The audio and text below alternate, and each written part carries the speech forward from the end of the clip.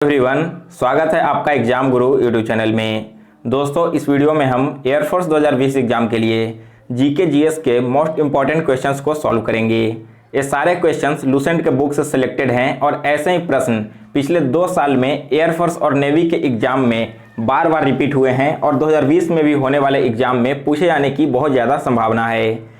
Video के last में मैं आपसे एक प्रश्न पूछूंगा जिसका आंसर आपको कमेंट सेक्शन में देना है। सो वीडियो को अंत तक देखिए और अगर आपको इन सारे क्वेश्चंस का पीडीएफ चाहिए तो पीडीएफ आप हमारे टेलीग्राम ग्रुप से डाउनलोड कर लेना। टेलीग्राम ग्रुप का लिंक मैंने डिस्क्रिप्शन बॉक्स में दे दिया है। वीडियो स्टार्ट करने से पहले दोस्तों, एयरफोर्स 2020 एग्जाम के लिए वाई ग्रुप का मॉक टेस्ट तैयार किया गया है। इस मॉक टेस्ट में दिए गए सारे क्वेश्चंस एग्जाम के पैटर्न के अकॉर्डिंग हैं और बिल्कुल ऐसे ही प्रश्न आपको एग्जाम में भी पूछे जाएंगे। तो अगर आप परीक्षा में 100% सफलता चाहते हैं तो एक बार इस मॉक टेस्ट को परचेज करके जरूर अटेंड करें। यहाँ पर टोटल 5 मॉक टेस्ट का दाम केवल 25 रुपये रखा गया है और इसे खरीदने का लिंक मैंने नीचे डिस्क्रिप्शन बॉक्स में दे दिया है। चलिए आज का जीके का वीडियो स्टार्ट करते हैं। पहला प्रश्न है, भारतीय वायुसेना की पहली महिला पायलट कौन थी? देखिए दोस्तों, अगर आपको किसी भी क्वेश्चन का आंसर मालूम है तो आप हमें कमेंट सेक्शन में बता सकते हैं। फर्स्ट क्वेश्चन का जल्दी से आप बताइए, भारतीय वायुसेना की पहली महिला पायलट कौन बनी थी? इनका नाम था दोस्तों Harita Kaur Dayal. Option B correct answer है। जबकि ऑप्शन ए में है दुर्वा बनर्जी। तो दुर्वा बनर्जी भारत की पहली महिला एयरबस पायलट बनी थी। वही पुनीता अरोड़ा भारत की पहली लेफ्टिनेंट जनरल थी और तारा चेरियन भारत में पहली मेयर थी जो कि चेन्नई की मेयर बनी थी। आशा करता हूँ कि आपने सारे फैक्ट्स यहाँ पर याद कर लिए होंगे। चलिए अब सेकंड क्वेश्चन देखते हैं। सेकंड क्वेश्चन बहुत इंपॉर्टेंट है। चंदेरी का युद्ध किस वर्ष लड़ा गया था? चंदेरी का युद्ध लड़ा गया था दोस्तों 1528 ईस्वी में बाबर और मेदिन राय के बीच में, जिसमें बाबर ने मेदिन राय को हरा दिया था। इसके अलावा फर्स्ट डेट है 1527। तो 1527 में एक बहुत ही फेमस वार हुआ था। इस वार का नाम था खानवा का युद्ध। यह युद्ध लड़ा गया था दोस्तों बाबर और राणा सांगा के बीच में। जबकि 1526 ईस्वी में पानीपत की पहली लड़ाई हुई थी और यह लड़ाई हुआ था बाबर और इब्राहिम लोदी के बीच में। अगला प्रश्न है, थर्ड नंबर, निम्न में से सदिश राशि कौन सा है? वेक्टर क्वांटिटी आपको बताना है कि इन चारों में से कौन वेक्टर क्वांटिटी है। तो देखिए, मास, स्पीड और वर्क ये तीनों स्केलर क्वांटिटी हैं, जबकि डिस्प्लेसमेंट जो है वो वेक्टर क्वांटिटी है। So option D correct answer है। यहाँ पर समझिए स्केलर और वेक्टर क्या होता है। स्केलर क्वांटिटी वैसे होते हैं जिसमें केवल मैग्नीट्यूड होता है, कोई भी डायरेक्शन नहीं दिया गया रहता। लेकिन जो वेक्टर क्वांटिटी होते हैं उसमें मैग्नीट्यूड और डायरेक्शन दोनों रहता है। कैसे वो समझिए। मान लीजिए एक ऑब्जेक्ट है, उसने यहाँ से चलना प्रारंभ किया और चलते चलते वो पोजीशन बी पर पहुँच गया। तो अगर आपसे यहाँ पर पूछ लिया जाए कि इसका डिस्प्लेसमेंट क्या है, तो डिस्प्लेसमेंट आप कैसे निकालोगे? यहाँ से शॉर्टेस्ट डिस्टेंस फाइंड करोगे दोनों के बीच में। तो पहला तो आप मैग्नीट्यूड यहाँ पर बताओगे कि डिस्टेंस कितना है। इसके अलावा आपको डायरेक्शन भी देना होगा कि किस डायरेक्शन में है, नॉर्थ में है, साउथ में है, ईस्ट में है, इस प्रकार से। लेकिन वही अगर आपसे यहाँ पर टोटल डिस्टेंस पूछ लिया जाए तो डिस्टेंस कैसे निकलेगा? बी से सबसे पहले आपको यहाँ एक्स पॉइंट पर आना होगा और एक्स से ए पॉइंट पर। तो यहाँ पर आपने टोटल मैग्नीट्यूड तो कैलकुलेट किया, लेकिन आपको कोई भी डायरेक्शन नहीं बताना होता है। तो यही इन दोनों के बीच में फ़र्क होता है।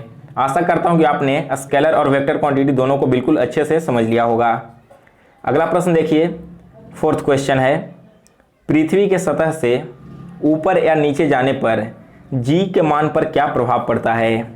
तो देखिए, जब भी हम अर्थ के सरफेस से ऊपर या नीचे जाएंगे तो इस कंडीशन में जी का वैल्यू जो है वो डिक्रीज करता है। ऑप्शन बी करेक्ट आंसर है। अब समझिए जी का वैल्यू होता क्या है। तो इसके लिए पहले आपको ग्रेविटेशन को समझना होगा। ग्रेविटेशन क्या है? यह एक फोर्स है जिसके थ्रू पृथ्वी किसी भी ऑब्जेक्ट को अपने सेंटर की ओर आकर्षित करती है और जिस वेलोसिटी के साथ यह किसी वस्तु को अपनी ओर आकर्षित करती है उसी वेलोसिटी को नाम दिया गया है जी। यहाँ पर दोस्तों जी का वैल्यू एग्जाम में बहुत इंपॉर्टेंट है। जी का वैल्यू होता है 9.8 मीटर पर सेकेंड स्क्वायर। यह वैल्यू आप लोग याद रखिए। इसके अलावा दोस्तों आपसे परीक्षा में पूछा जा सकता है कि जी का मैक्सिमम वैल्यू कहाँ पर होता है। तो इसका सबसे मैक्सिमम वैल्यू होता है पोल पर। यह क्वेश्चन ऑलरेडी एयरफोर्स में 2019 का सेकंड एग्जाम हुआ था, इसमें प्रश्न आया था कि अगर हम इक्वेटर की ओर बढ़ेंगे तो जी के वैल्यू पर क्या प्रभाव पड़ेगा। तो देखिए जैसे ही इक्वेटर की तरफ आप जाइएगा तो जी का वैल्यू घटते जाता है और इक्वेटर पर पहुंचने पर इसका वैल्यू मिनिमम हो जाता है। तो यहाँ से आप 3 प्रश्न याद रखिए। पहला कि पृथ्वी के सतह के ऊपर या नीचे जाने पर जी का प्रभाव क्या पड़ता है, तो यह घट जाता है। अगर हम पोल पर होंगे तो इस कंडीशन में जी का वैल्यू मैक्सिमम होगा और अगर हम इक्वेटर पर होंगे तो यहाँ पर जी का वैल्यू मिनिमम होगा। अगला क्वेश्चन देखते हैं। नेक्स्ट है क्वेश्चन नंबर 5। इंफ्रासोनिक वेव्स की आवृत्ति कितनी होती है। इसकी आवृत्ति होती है दोस्तों 20 हर्ट्ज से नीचे। ऑप्शन 1 करेक्ट आंसर है और इसे हम अपनी कानों से नहीं सुन सकते हैं। 20 हर्ट्ज से 20,000 हर्ट्ज यह होता है दोस्तों ऑडिबल वेव्स और इसे हम अपने कानों से सुन सकते हैं। जबकि 20,000 से जो ऊपर की जितनी भी आवृत्ति वाली ध्वनियाँ होती है इसे बोला जाता है अल्ट्रासोनिक वेव्स और एक केवल कुत्ते, बिल्ली या फिर चमगादड़ जैसे जानवर ही सुन सकते हैं। नेक्स्ट है इसके बाद क्वेश्चन 6। यूरिन में ब्लड किस विटामिन की कमी से होता है। तो देखिए विटामिन के की कमी से यूरिन में ब्लड आना स्टार्ट होता है। ऑप्शन बी करेक्ट आंसर है। अगला प्रश्न है क्वेश्चन नंबर 7। गायत्री मंत्र का उल्लेख किस वेद में किया गया है। गायत्री मंत्र का उल्लेख किया गया है दोस्तों ऋग्वेद में। ऑप्शन डी इस क्वेश्चन का करेक्ट आंसर है। अगला प्रश्न है क्वेश्चन नंबर 8। वाटर पोलो में खिलाड़ियों की संख्या कितनी होती है। तो देखिए वाटर पोलो में एक टीम में टोटल खिलाड़ियों की संख्या 7 होती है। ऑप्शन सी इस क्वेश्चन का करेक्ट आंसर है। अगला प्रश्न है क्वेश्चन नंबर 9। मनुष्य के सौंदर्य के अध्ययन को क्या कहते हैं। मनुष्य के सौंदर्य के अध्ययन इसे कहा जाता है कैलोलॉजी। ऑप्शन 1 करेक्ट आंसर है। जबकि दोस्तों ओनिरोलॉजी इसे कहते हैं स्वप्न के अध्ययन को।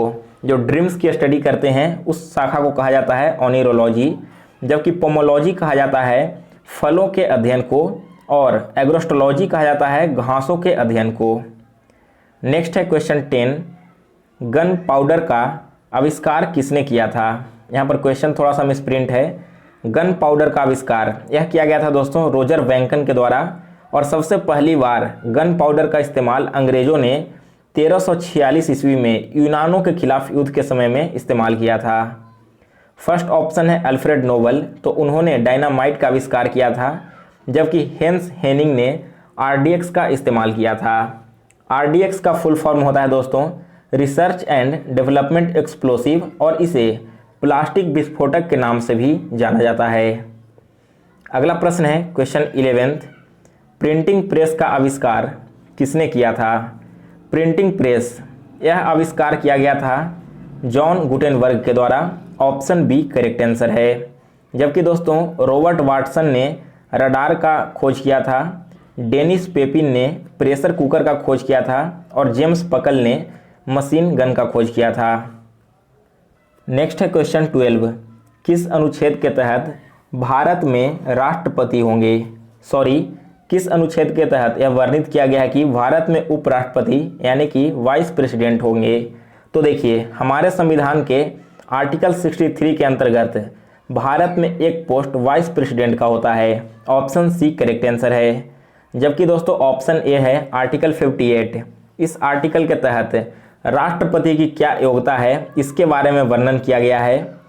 आर्टिकल 74 के तहत प्राइम मिनिस्टर के पोस्ट के बारे में वर्णन किया गया है और आर्टिकल 40 के तहत ग्राम पंचायत का गठन होता है।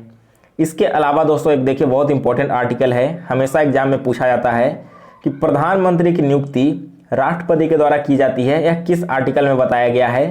तो यह बताया गया है आर्टिकल 75 में। इसके अलावा दोस्तों प्रेसिडेंट यानी कि राष्ट्रपति को भारत का पहला नागरिक भी कहा जाता है। आपको कमेंट करके बताना है कि भारत का दूसरा नागरिक किसे कहा जाता है। अगर पहला नागरिक भारत के प्रेसिडेंट हैं तो सेकंड सिटीजन कौन होंगे, आप हमें कमेंट में ज़रूर बताइएगा। नेक्स्ट है क्वेश्चन नंबर 13। बगीचों का शहर किसे कहा जाता है। बगीचों का शहर कहा जाता है कपूरथला को। ऑप्शन ए करेक्ट आंसर है। जबकि दोस्तों बेंगलोर को भारत का उद्यान कहा जाता है। मेघालय को पूर्व का स्कॉटलैंड और मेघों का घर कहा जाता है और मसूरी को पर्वतों की रानी कहा जाता है। तो इन सारे शहरों के उपनाम आप लोग याद रखिए, एयरफोर्स और नेवी जैसे एग्जाम के लिए बहुत ही इंपॉर्टेंट है।